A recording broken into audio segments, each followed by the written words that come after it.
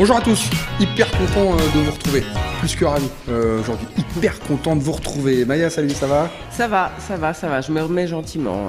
Ouais, bah c'est pas encore ça. Non, c'est pas encore non, ça. là, faut faire des inhalations, faut faire Oui, un grog, direct. C'est la spécialité de Mehdi. Salut Mehdi, ça va ? Oui, ça va, spécialiste en grog, ouais. Ouais, spécialiste en grog. Non, mais ça marche bien, hein, ça. Bien sûr que ça marche. On respire bien, quoi. Mathieu, le grog ? Bah, ça marche bien, ouais, c'est vrai, je confirme. Et le vin chaud, ouais, c'est un peu la période encore, du vin chaud, là. On y va à la vôtre. Excellent.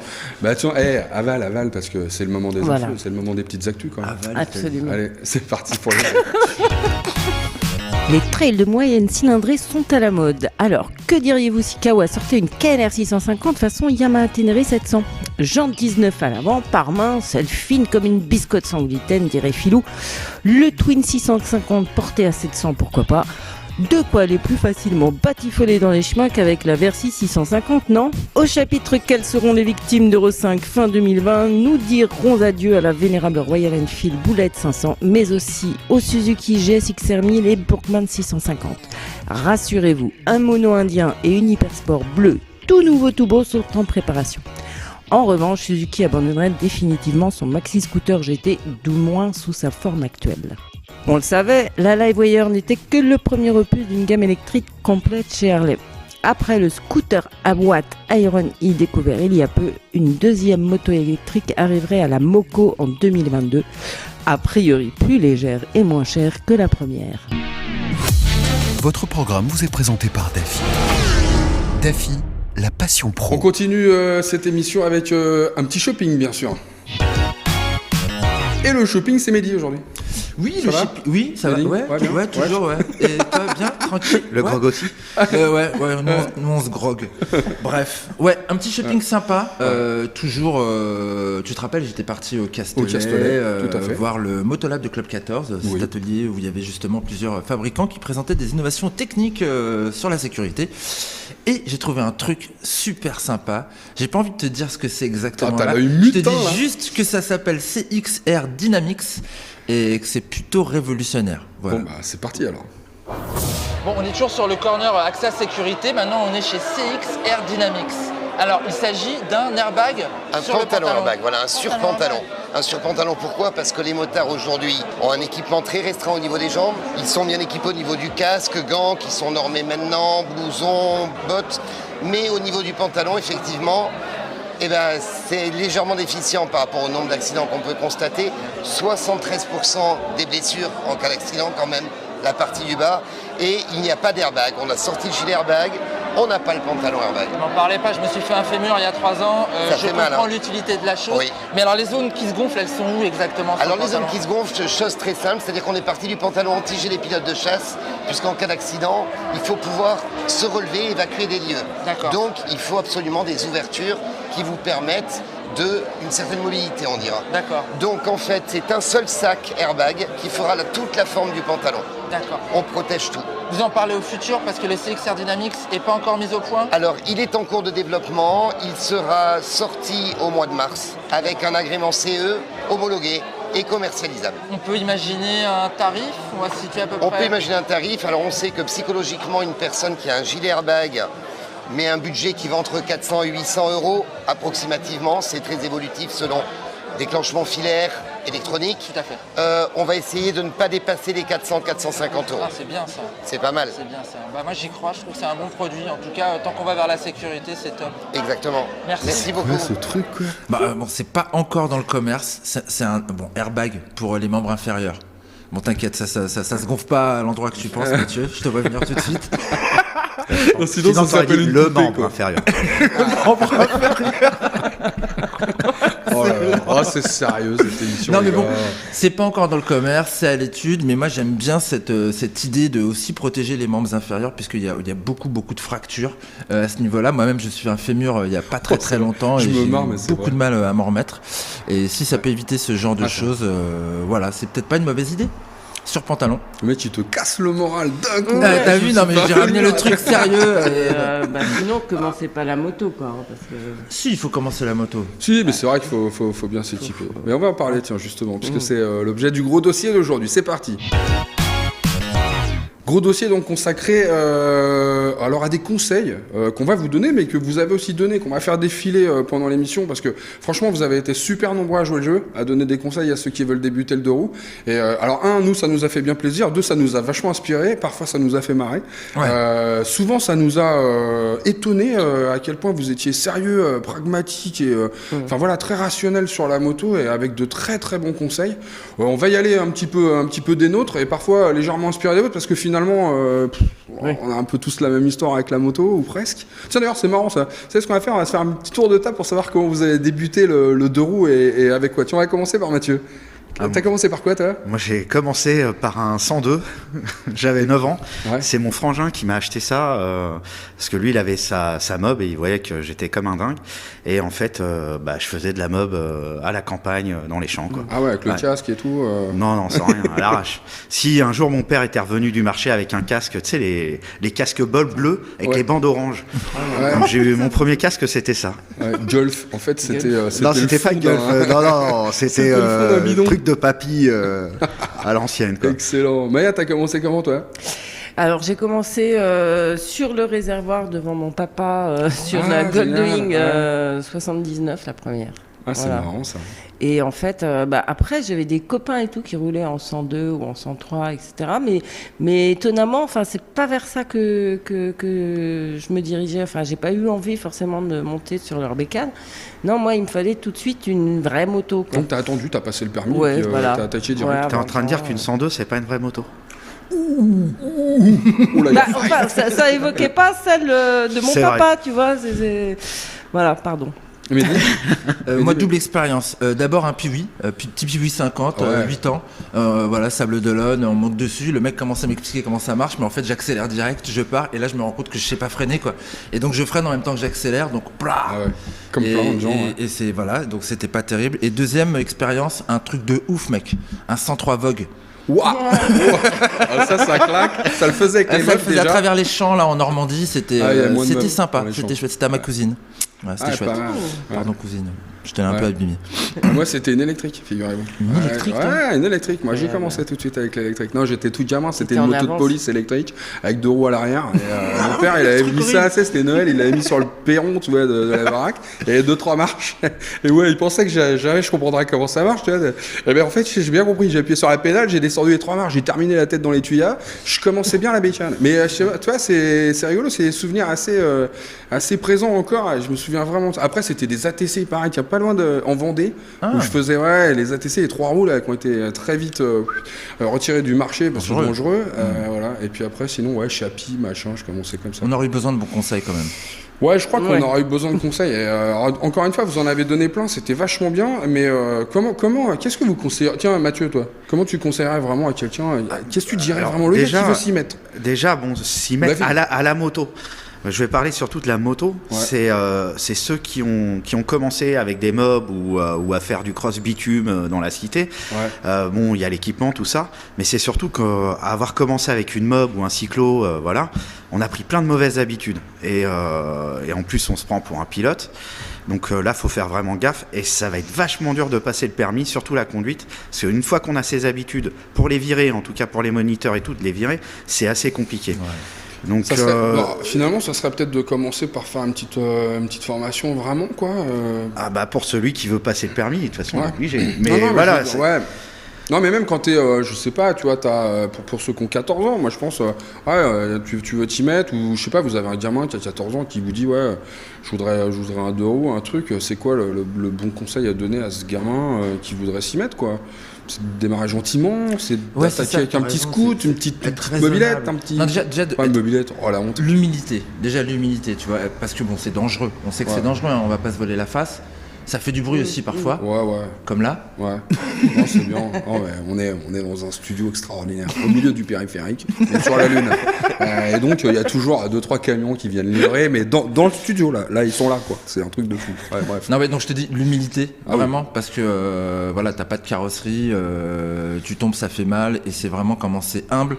Donc de ce fait, aussi partir, pas forcément sur une bécane de ouf, mais sur un truc vraiment facile, léger, maniable, pour que finalement tu t'oublies vite la machine et que tu puisses vraiment te l'approprier et vraiment te concentrer sur la route, puisque le danger, ce sont les autres, je pense. T'es pas d'accord avec moi, toi? Si, les autres sont le danger, mais du coup, je fais attention à moi et ça, pas aux autres. Les autres, je m'en fous. Non, mais c'est la guerre. Moi à chaque fois, souvent, c'est ce que je dis. Si tu veux faire du deux roues, t'es en guerre. Je sais, c'est terrible quand je dis ça, mais t'es en guerre. C'est tout le monde te veut du mal, quoi. Si tu pars pas de ce principe, faut faire confiance à personne. Les mecs mettent pas leur clignotant, il peut débouler un gamin d'entre deux bagnoles, en fait, il faut avoir des yeux. Moi, le vrai conseil que je pourrais donner, c'est ça, c'est d'avoir des yeux partout autour de la tête, jamais relâcher son attention. La moto, c'est pas un truc de rigolo. La moto, c'est un truc qui est dangereux.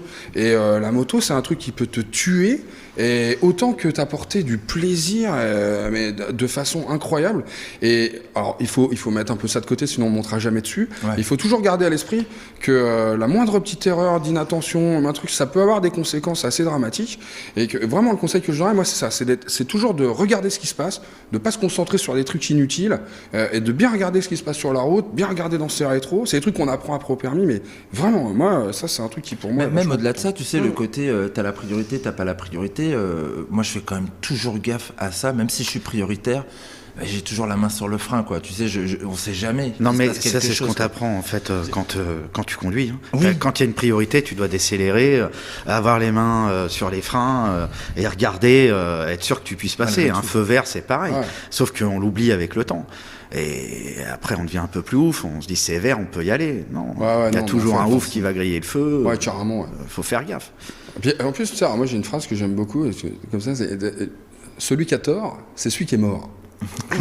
C'est pas mal ça là. Blague à part, on va pouvoir vous dire tout et n'importe quoi. T'as la priorité, ceci, cela. Hein. C'est comme les piétons qui se jettent sous les roues des bagnoles parce ils se disent qu'ils peuvent le faire, ils sont prioritaires quoi qu'il arrive. Oui, c'est vrai. Sauf que quand on s'est fait rouler dessus par un 38 tonnes, on l'avait la priorité, mais bon, dommage quoi.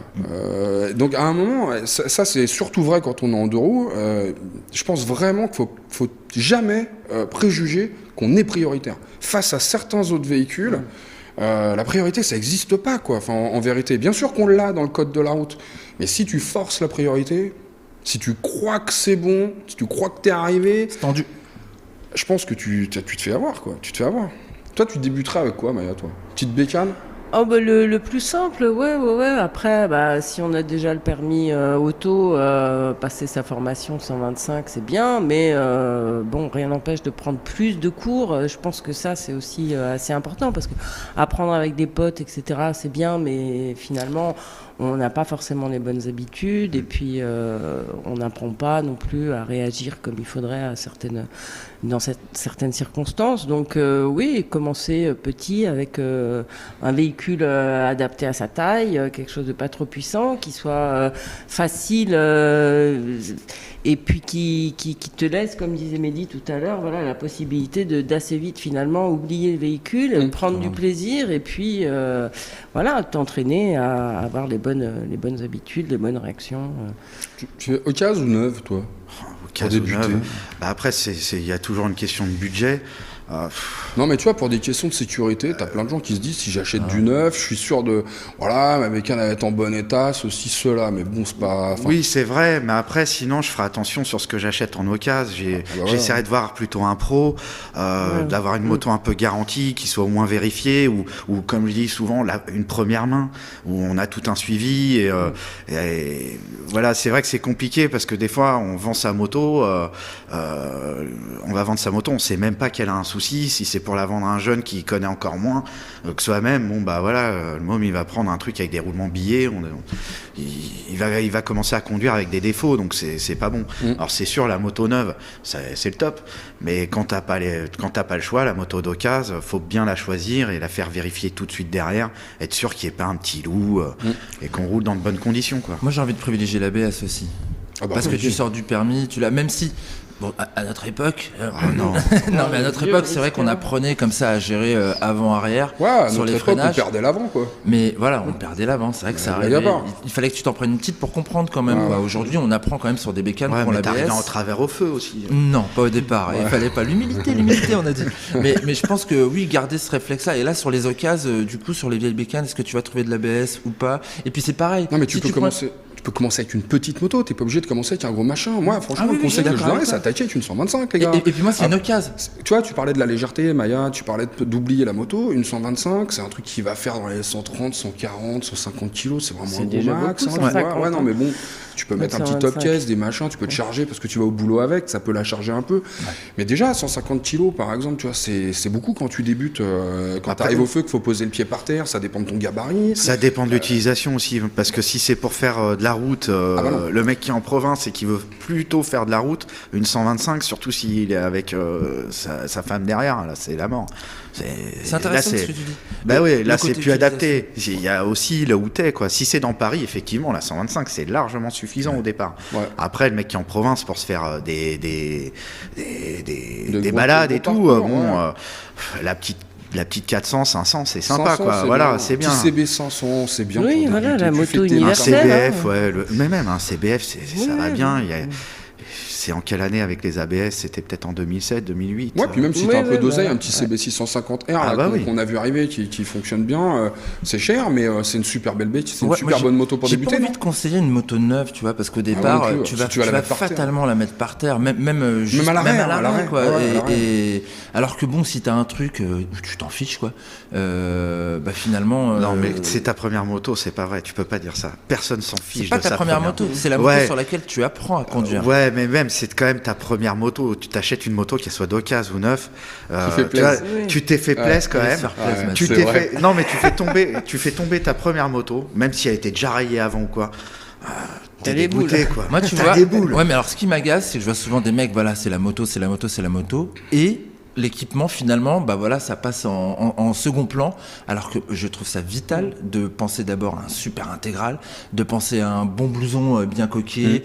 On se dit le pantalon ça coûte cher, c'est 200 balles, mais bon finalement par rapport à si t'as voulu t'acheter une bécane neuve, si tu roules avec tous les jours, c'est un budget quand même d'avoir, parce que tu vas pas garder le même froc toute la semaine, tu vois, c'est du budget. Ça, je comprends qu'on fasse un peu l'impasse dessus parce que ça représente un gros budget. Il en faudrait quasiment 5 des pantalons pour démarrer. Combien de pizzas c'est compliqué, mais c'est vrai, t'as raison. Je m'en suis fait, moi, des pizzas. Non, mais à la limite, tu sais, moi, de temps en temps, sur certains essais, je mettais des espèces de genouillères par-dessus. Il y a des marques qui font ça. Ça paraît pas, mais tu peux avoir des équipements qui se mettent par-dessus. Ou un surpantalon. C'est pratique. Par exemple, qui est équipé de matos. Ça, c'est pas mal, d'avoir des protections que tu mets par-dessus tes vêtements du quotidien. Ça peut être une solution, parce que c'est vrai que mettre le même jean moto tous les jours, c'est un luxe, ça, un jean moto. Franchement, c'est comme les pompes moto, etc. C'est un luxe. Après, franchement, le petit sac à dos avec ta petite paire de baskets à l'intérieur pour toute la journée, une vraie paire de pompes pour rouler, c'est pas mal aussi, franchement, c'est pas une mauvaise idée. Et il y a un truc aussi un peu, en général, on va se mettre le jean de moto ou le pantalon exprès pour la moto pour faire des grandes balades. Et c'est là où il y a le moins d'accidents, c'est plutôt en ville. Et tous les jours, moi je prends mon scoot, toi tu prends ta moto tous les jours et tu mets un jean normal, sans rien. Et c'est là où il y a le plus d'accidents. C'est en ville, c'est pas, pas sur autoroute, c'est pas sur les grandes nationales. Quand il commence à faire chaud, que tu sors le Bermuda, les tongs, c'est sûr que c'est pas non plus la meilleure solution. Et ça arrive à tout le monde, mais honnêtement, c'est pas à conseiller. Surtout quand tu débutes. Bon, même après, mais surtout quand tu débutes, faut vraiment penser. C'est pareil, c'est un budget. Il faut penser budget. Si vous vous mettez dans la moto, il faut penser assurance, il faut penser entretien de la moto, il faut penser réparation éventuelle, casse si vous vous ramassez, équipement, tout ça c'est un truc à prendre en compte. Et donc il vaut mieux réduire sur la taille de la moto pour pouvoir s'offrir tout ce qui va avec. Et petit à petit, quand vraiment on est aguerri, que vraiment ça marche, passer à du plus gros, vous avez moins de chances de vous vautrer, donc moins de chances d'avoir des frais dessus, etc. quoi. Et puis, quand vous avez acheté un intégral pour débuter la moto, il va vous durer pendant 4-5 ans. Si vous changez de bécane, l'intégral, il va continuer à être efficace. Après, seulement, il faudra changer. Mais voilà. Je crois qu'il faut penser comme ça aussi. Il faut voir un peu à 360 degrés quand on fait de la moto. C'est une passion, mais c'est aussi un budget. C'est aussi de la sécurité, des choses à prendre en compte. Et c'est à partir de ce moment-là qu'on commence vraiment à kiffer, quoi. Avant, faut se mettre en sécurité, à mon avis, avant tout, quoi. Oui, et puis s'il y a un truc bête, mais pour savoir faire de la moto, faut rouler, quoi. Faut pas en faire 2 fois par an.